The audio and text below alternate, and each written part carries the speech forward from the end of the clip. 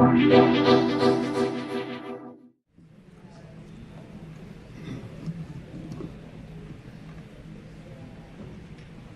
is Forest San Filippo. I'm a programmer and a game designer.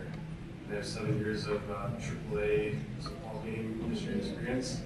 Worked on titles such as Revolt of Alliance, X-Convergence, Wolverine, Singularity, and most recently Modern Warfare 3.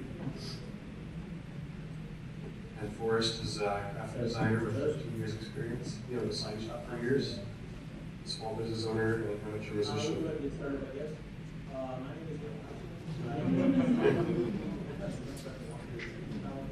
And we're Flippfly, so we basically both quit our jobs about a year ago, a week I think, and set out to do this indie game thing.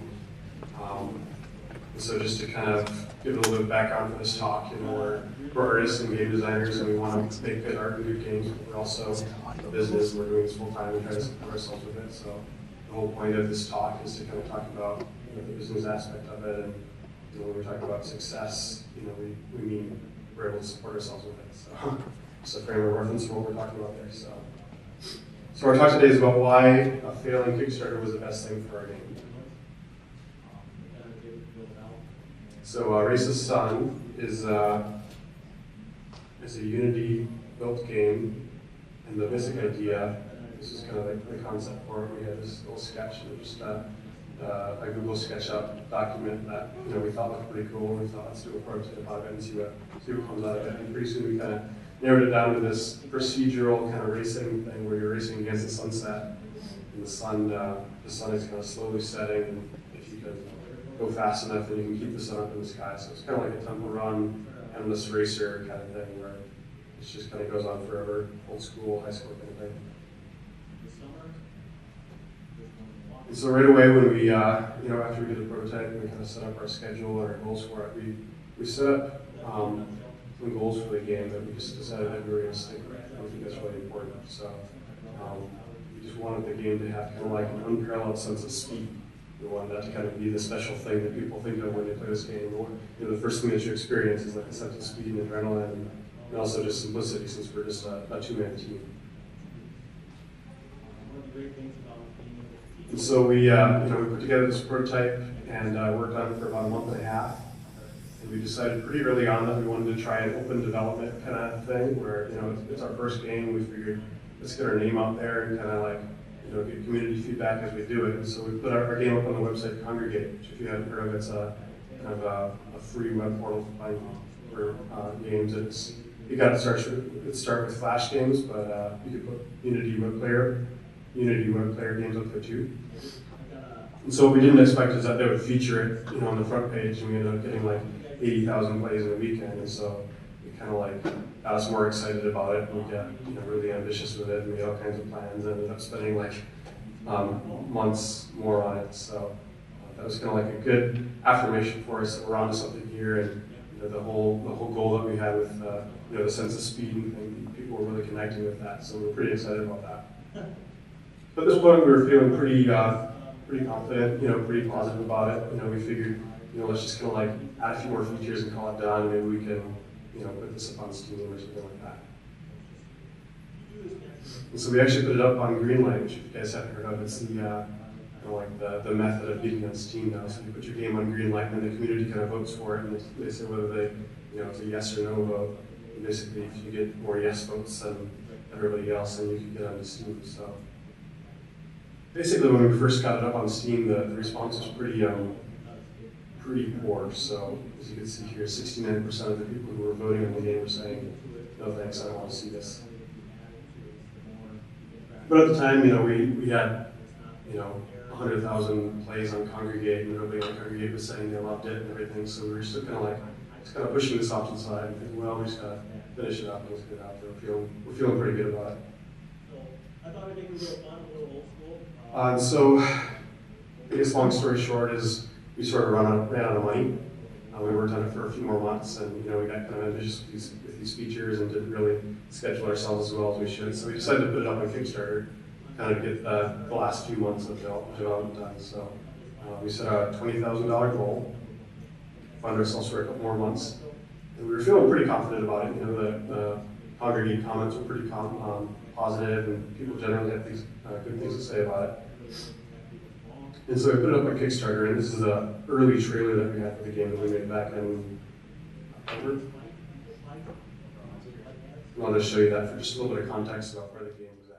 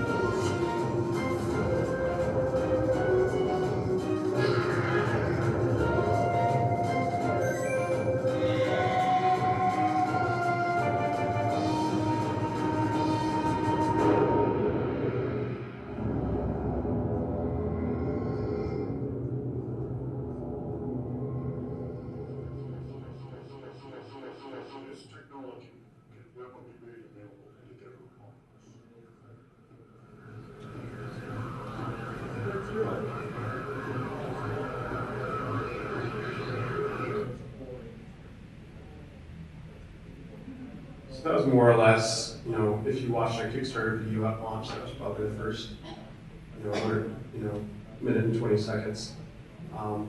Like I said, we were feeling pretty good about it. I think we spent about a week on that trailer. As you can see, it was a little bit light on the details. We kind of had this whole plan of, we're gonna have this whole storyline in the background, and it's like a 1940s video game, and you're like, the secret government program where it's like hallucinogenic drugs, and it's like the 1940 version of video games, and we thought everybody would kind of connect with that, and it's like our marketing story and stuff like that. It was just, that was our plan, so.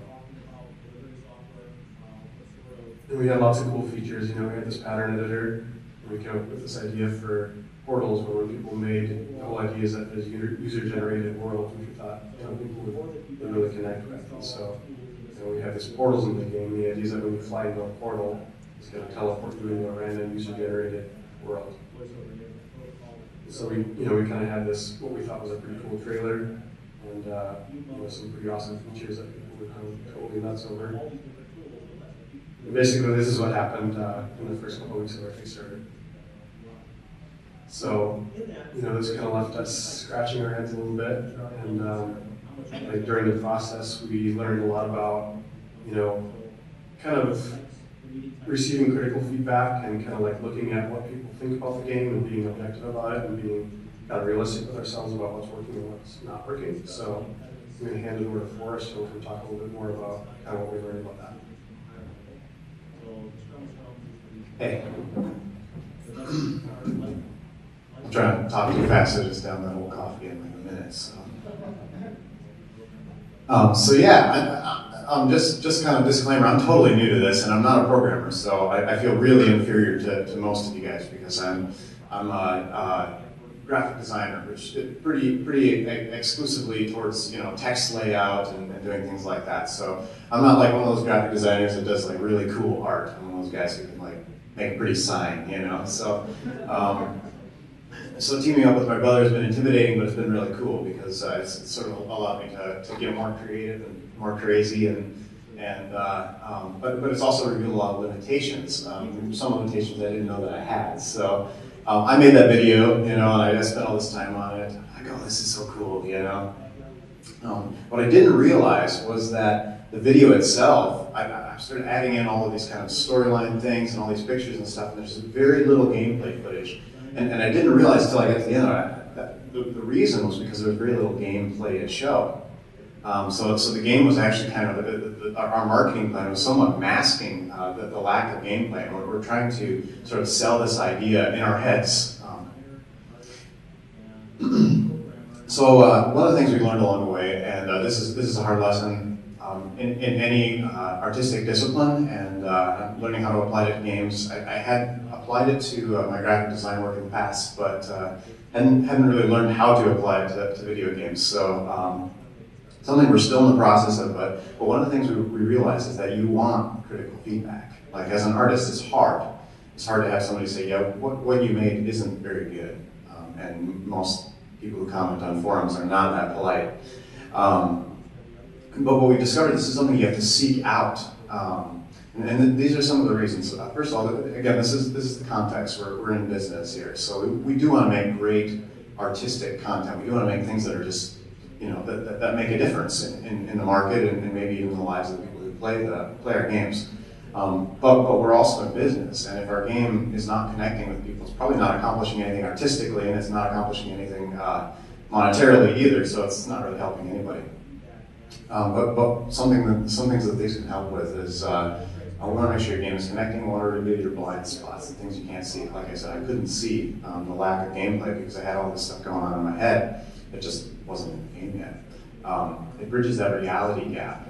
When as a creator of something, you almost see it as a finished product. Any musicians in the audience here? So a few people who play music. Okay, so I'm in this weird situation. I'm a musician, my wife is also a musician. She's probably a little better than I am. So I write a song, I sit down with the guitar, and I play it for her.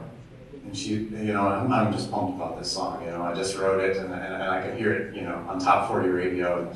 And she's like, yeah, I think you need to work on the chord progression a little bit, and I'm going, how can't she hear this, Eventually I learned I'm hearing bass, drums, I'm hearing the backup guitars, I'm hearing harmonies. All she's hearing is my voice and an acoustic guitar, The song isn't actually finished yet, but it's already finished in my head.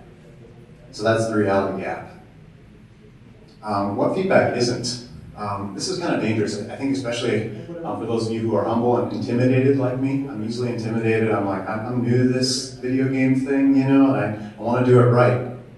So you put your game out there, and people are going to have all kinds of suggestions. I mean, right off the bat, people are going to start telling you to add this feature, add this feature, mimic this system in this game over here. One person will give you enough features to fill like 2 years of development. So if you approach it that way, you're going to get really confused, and you're probably never going to finish your game. So you might get some cool ideas in there, but you're going to have to cherry pick those features. So taking feature requests is not what we've discovered that critical feedback is all about. But the first step in critical feedback is finding it. I think the subtitle there says it all. We have friends and family who love us, and they're just going to love everything we put in front of them, and they're not going to give us anything that's harsh or real. That's very hard to find people who will actually, tell you the way that they see your game with no bias at all. So you got to find your audience. What are you making? For us, we're like, we want this to be like an arcade game. We want it to be kind of serious as far as like speed and adrenaline. So we're not particularly targeting the mobile market. We want this to be easy to jump into, but we don't want people to think of this as a super casual game. So where do we find that? Is that on Congregate? Are people who play free internet games our core audience, or a kind of hardcore? Probably not. Probably closer to the people that are on Steam. So that's kind of part of the trick, is you got to find your audience. You want to get your game in front of them. It's hard if you're going to do closed development and not let anybody see your game. That's a little bit harder. We find it a little bit easier just to put it out there in some form to do a demo. Obviously there are risks, like what happened with our Congregate post. It kind of blew up on us, and then we couldn't really control it anymore. People wanted the game done now, and but that's a risk you want to take. So Reddit is incredible. Someone once said you can't lie to Reddit, but it's also really easy to do kind of A/B testing, because you can post the same thing, like 1 week and put like one screenshot, post another thing the next week with a different screenshot, see how people respond to it. It's not scientific, but you'll learn stuff. Let people speak freely. I would really suggest, if you are if you're engaging in the forums that you're posting on, be very careful about the wording that you use. Don't try to make people feel sorry for you. Just try not to bias the responses. Try to understand where people are coming from. And I think this is an art. I know that we're still learning how to do this, but interpreting critical feedback. First step, get yourself ready. As an artist, this is hard. You know, you got to be prepared. You're going to hear some harsh stuff. You're going to hear some, now especially, I mean, this is a game, we've been at this for almost 9 months now, so harsh feedback's a little bit harder. It's like I've invested all this time, you know, I've gone above and beyond. I put my 80-hour weeks in, you know, and now somebody's going to tell me this stinks. You know, so get yourself ready. You got to be humble. I've discovered that although I'm pretty good at making a sign, I'm not the greatest 3D modeler in the world, and I don't know a whole lot about level design. So at some point I had to kind of come to terms with that and say, I'm not good at everything, you know, we gotta find some way to deal with this. And go back to what you want your game to be best at, you know. We were talking about this in the way in. You guys are familiar with the game, I never know how to pronounce it, is it Terry Kavanagh's? So we were imagining what kind of comments he would have gotten if he put that on Steam Greenlight. So what that game is not great at is pixel art. Everything is flat. I don't think there's a shadow in the game. Nothing's textured. But what it's really good at is a unique, fun mechanic. It's crazy fun, crazy interesting, puzzle type. What would you call it? A reverse platformer? I don't know. So he knows what that game is supposed to be good at. So if people are telling him the graphics are bad, he would probably say, yeah, okay. What do you think of the gameplay? You know, you got to learn how to listen. This is hard, but listen to your biggest critics. You know, that one guy that just keeps posting, and you just wish he would shut up. And don't dismiss the harsh criticism as trolling. This is something we got a lot. This looks like an app. You should release this for iPhone. You should release this for iPad. This should be free. This should just be on Flash. So that's really useful feedback because what you're learning is how people perceive your game. More points for learning how to listen. You got to be objective. And this is hard. You need people in your life who can observe you and who know you. Can help you through this, help you to be objective. And you want to look for patterns. One person just saying, you know, one kind of out there sort of comment, just, you know, in one forum somewhere, it's probably not actionable. You know, it's probably not something you can really use unless it sort of like connects with something you already know as a problem.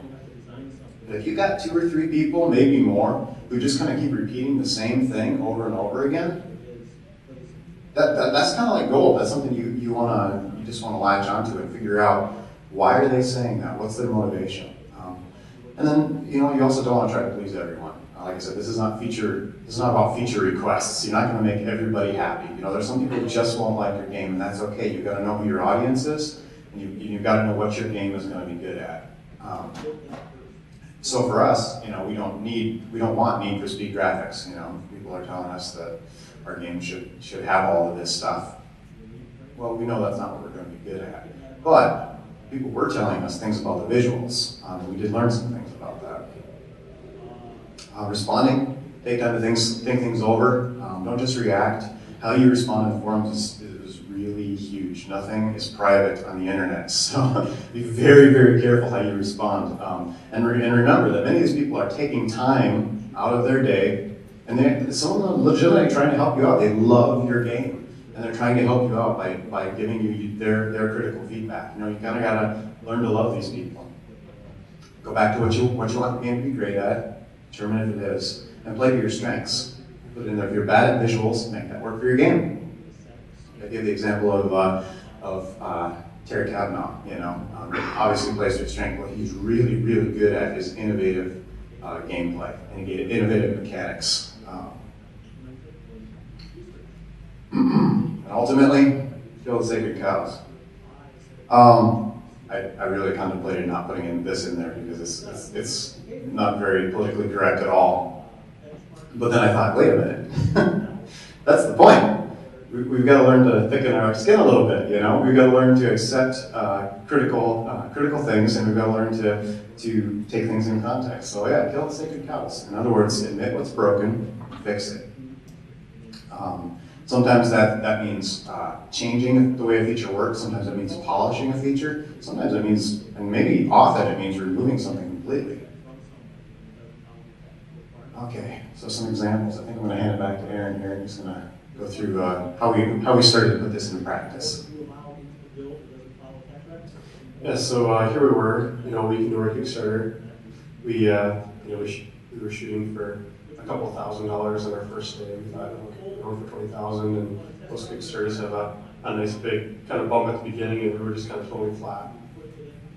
So we took a hard look at the game, and I went to Reddit and just kind of like put up a really honest request for feedback. Like, why aren't people funding this? We were featured on the front page of Kickstarter games, so we had tons of like traffic to the thing. Getting people to find our game wasn't a problem, but they just weren't, they weren't investing in it. And so, between a lot of the feedback we were getting on Reddit and Greenlight and stuff, we were kind of finding that, people weren't connecting with the overall visual aesthetic of the game. It looked kind of boring. It's just randomly generated, kind of like we had these buildings and rocks and stuff, and there was a algorithm I wrote to kind of just scatter them all around randomly, and they're kind of getting more dense as you went on. So the difficulty scaling was there, and gameplay-wise it was cool, and people really liked the sense of speed. But when you looked at any given screenshot or visual in the game, it was just kind of like everything looked the same. We had a house, and a house is more or less the same as a rock, because they don't move, they're just kind of sitting there. So. And then we kind of just sat down and had like a really good chat, about what are our strengths and where are we at, and we just looking at our development process, and I was like, okay, we've been working on this for 6 months. In the last 3 months, we haven't really made that much progress on it.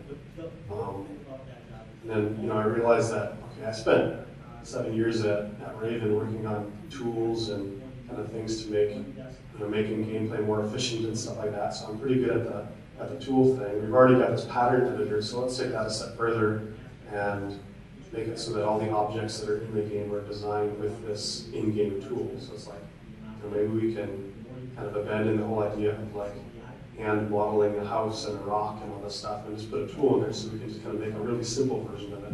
So we kind of embrace this like, simple aesthetic where it's more like, like the Star Fox flat shaded kind of look. And if we wanted to make a tree, we can make a representative tree with a sphere with a log kind of thing sticking out of it, instead of trying to model a tree, because 3D modeling isn't your strength. And so basically what happened is we kind of went back to the game during the Kickstarter, and just kind of like, we were still doing Kickstarter updates, but internally we were just kind of like crunching really hard on this tool, and basically so basically we tossed out all the logic that we had for the patterns and the procedural world generation. We tossed out all the content that we had for the actual in-game models, and we kind of rebuilt the whole, basically not the whole game, but the whole world content of the game using this tool. And the result was just amazing. We basically, Forest kind of connected with the tools that I was making, and just kind of came up with all these things, and suddenly instead of spending, a day working on a new model for a tree that we could then put in these patterns, it was like we spent a day working on 10 different objects, and all of them looked really awesome, because they were kind of playing to our strengths, so that was the whole point. And so basically we came out with a new gameplay video. Yeah, so that was the other aspect of it, is that, when people came and played the game, when people actually went to congregate and played it, they were connecting with what our goal was, so we knew we were onto something. People had lots of really good things to say about the game. There was a guy named Sam Cube who found the game and was just like helping advertise to other people, and he actually turned out to be a really good artist, and he made a poster for us. And so it's like we were gaining fans, and it was a really good experience. At the same time, it's like the audience in general wasn't connecting with it. So we basically rebuilt. We kind of looked, we took a hard look at the feedback, played to our strengths, scaled back the visuals, and suddenly we were making content at like 10 times faster than we were before, because we weren't shooting for the stars with the visuals anymore. And we just worked really hard at it, so we were working probably 60, 70 hours a week just in those middle 2 weeks of the Kickstarter. All of the stuff that you do in order to improve your processes and come to the table and say, if something sucks, how would you fix it? At the end of the day, it makes everybody's lives easier. You don't have to worry about broken pipelines, you don't have to worry about Actually connected right to the Jim never showing up to meetings. Everybody should call everything out that sucks and look at it. Just bring up, you want us to watch our whole Kickstarter Make sure that video? your team understands the. 5 minutes. Everybody. See if I can find it. But designers will argue. Versions, sorry. But I should keep different versions of that. Somebody in the room has to be the trigger person. To say, that's it, we're done talking. It's enough design. You need to. Everybody fucks love them. You can design all day for 2 years and implement it into the build, and all of a sudden, oh god, this thing is shit. You wasted all that time. So the sooner that you guys get to, you have a person that can actually understand. I think our first Kickstarter video was about 5 minutes long. And so that we recorded it ourselves and made personal stories and all this stuff. And that whole gameplay trailer I showed you before. For the new ones, 2 minutes. I look at myself, I'm a big driver as well, and then it's my name, they all suck. And then you make a business decision, that will inherently appeal to a customer. So it happens with cloud, it goes up on the cloud and you forget where you have it. Really. Then also they understand their roles. There's so many times when people, they pick a title or they know what title means, that they don't understand what Jim does or what Jim does. Okay, we'll try that. We'll go back. Yeah, he's the prod director. What does that even mean? You need to make sure that everybody understands whose role is what their abilities are, what their role in the company is. Also understanding your team, I think this is on your role. Understanding the talents of the team, especially smaller teams that have to wear multiple hats. Well, actually, I like to have a team hierarchy that shows the basic titles and structure of the group. Also, a link to their portfolio, because there might be somebody in the group that, on the side of the environment.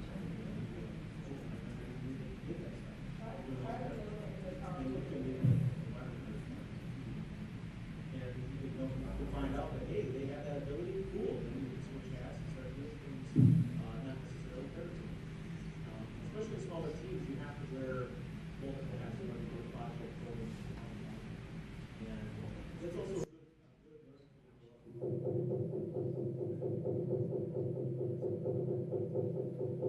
So here's a new gameplay that we came up with during the Kickstarter.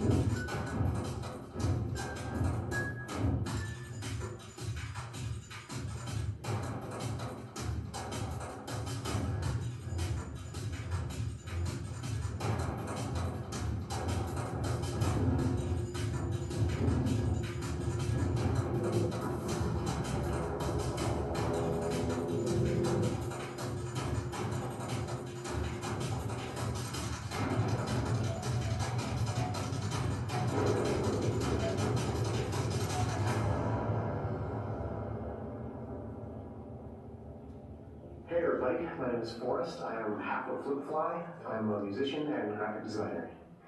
And I'm Aaron. I'm the other half of Flippfly. I'm a programmer and game designer. We both quit our jobs a while back to pursue a dream of making truly creative indie games. Since then, we've been working from our homes on a very tight budget.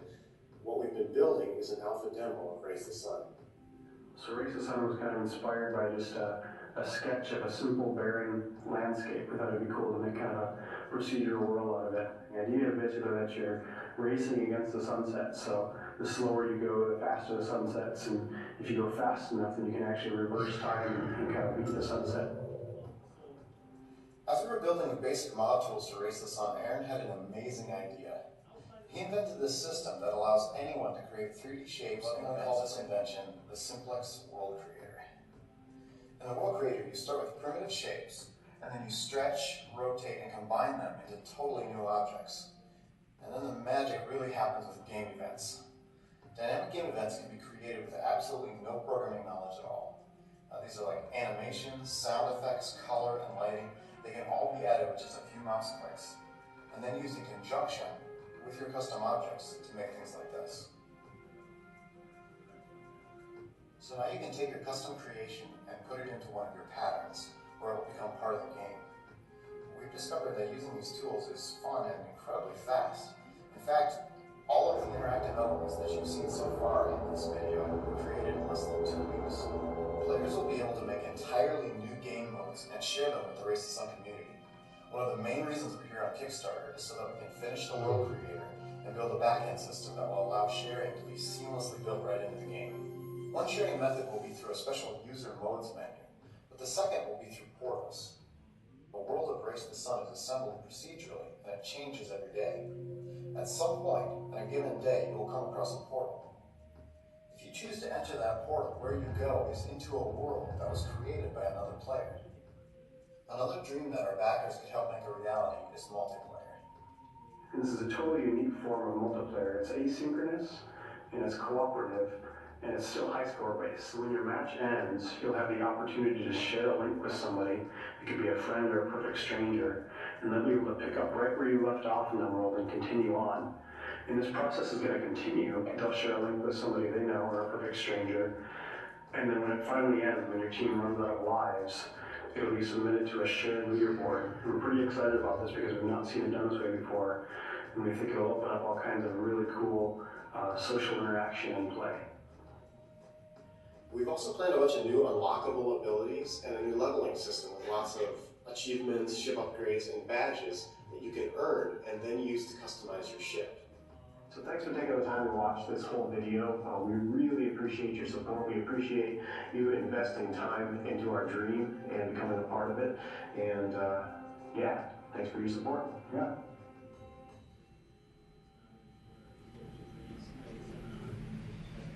So that was the video that we came out with, basically with a week left on our Kickstarter. And we had 8 days. And you know, you saw the funding graph, and the odds were definitely against us, but internally it's like we were so excited about it because, you know, we felt like the game was actually on track again. And here we had done this in 2 weeks when, you know, we made more progress in 2 weeks than we had in the 4 months before that easily. So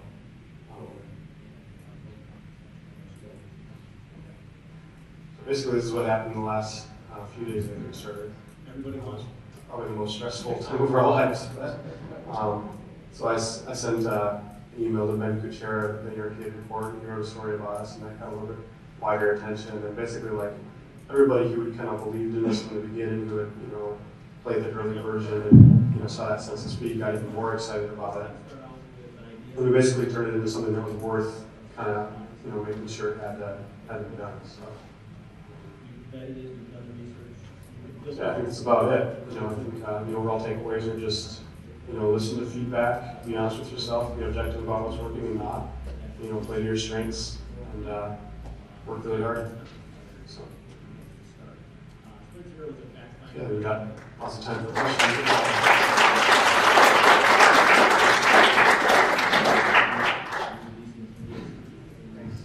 Is this working? There we go. Thanks. So, yeah, I mean, as you see, we tried to put a surprise ending in there. Actually, I think, was the Kickstarter done when we were signing up for this talk and picking the name? No. No, okay, so why the failing Kickstarter was the best thing for our game was chosen before we had succeeded at the Kickstarter. I just wanted you to know that. So, but we stand by it. You know, if the Kickstarter had failed completely, we still would have learned such incredible things, not only about ourselves, but also about how to develop a game sort of in front of people, how to receive feedback, how to be humble, and how to play to your strengths. You know, we're still learning at this. We don't want to pretend like we're just the ultimate experts on this, but you know, we definitely feel like we've kind of had a crash course in receiving critical feedback. So if you guys have any questions, I'm sure that some of you are probably considering Kickstarters, and I can run down with the microphone and we'll do our best to answer. So.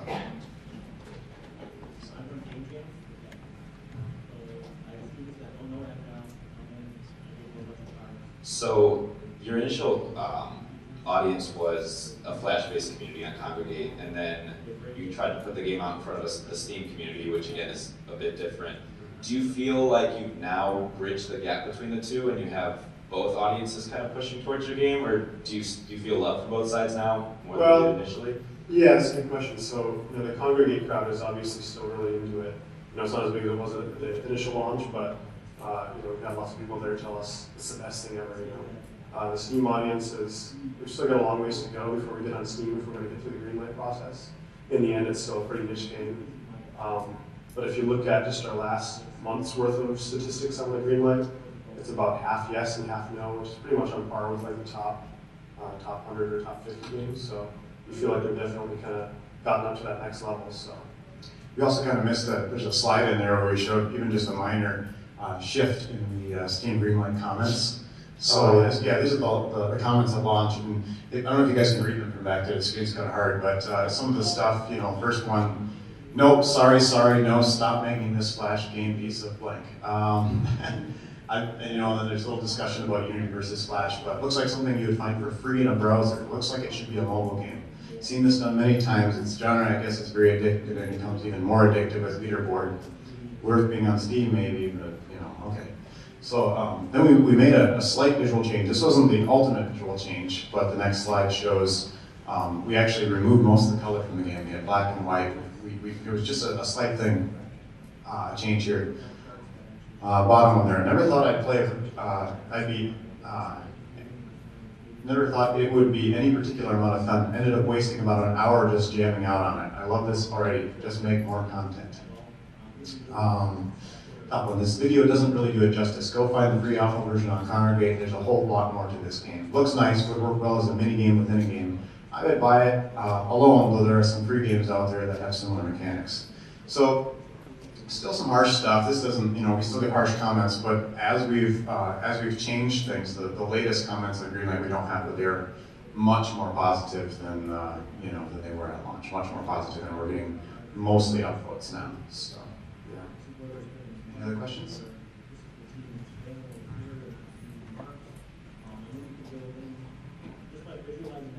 So, have you thought of a means for justifying the whole scenario? Because I've seen before that it was the weird government testing was going on, and I just wanted to know what was the new premise was currently on. And on top of that, I seen that you had the leveling up system, and it works. I like it a lot. I just wanted to know if you thought if there was any justifications behind it being placed in there on a story level, just to make it seem not out of place. Sure.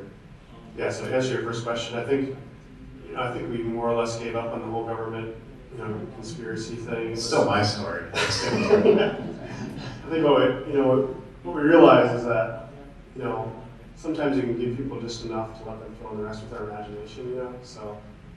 And especially now that it's more of an abstract thing, that basically the story is that you're a solar powered craft racing to the sunset. We'll probably leave it at that. We actually had a fan fiction contest early on. It was pretty cool. With all kinds of really cool backstories and stuff like that. So we kind of like that people can inject their own story into it a little bit. As far as the leveling, there's no real reason for it other than it's fun. Any questions? So you had mentioned when you first set it up that you were putting it on Congregate, and then after you did the reworking of the game mechanics and everything like that, you had a person in the arcade write something on it. Did you do any other promotional stuff besides the Congregate before the change? Sure. And would you attribute a lot of the success that you saw, the huge spike, to mostly the arcade article? Sure.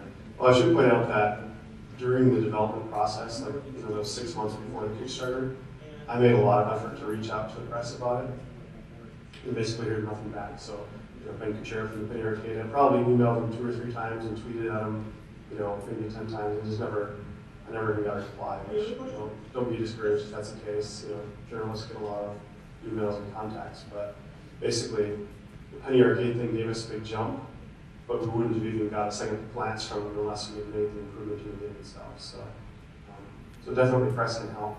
I think we've actually learned a lot, during the process too, because we've actually had the game up on our website available for pre-order, since about 3 months into development, the idea was that we do the Minecraft type thing, and people could buy the game during development and give us feedback, and we could keep improving instead of that. We've learned a lot about what press can do and can't do for your game. So we got a write-up on Rock, Paper, Shotgun back in December, I think. And it was really cool, you know, because Rock, Paper, Shotgun is a pretty big website, pretty big deal.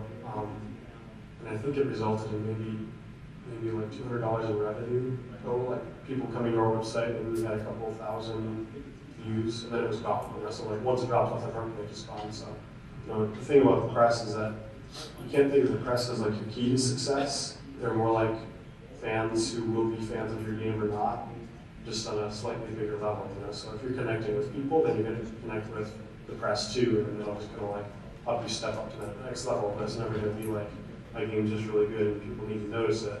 You know, the press needs to notice it so that other people notice it. It's more like my game needs to be good so anybody cares about it. I mean, the press will kind of help you get to the next level. So we actually had the Penny Arcade. They gave us a pretty big jump. Let me go back to that graph a second. So,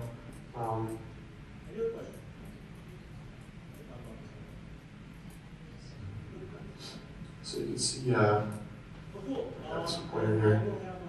So the Penny Arcade article was right about here.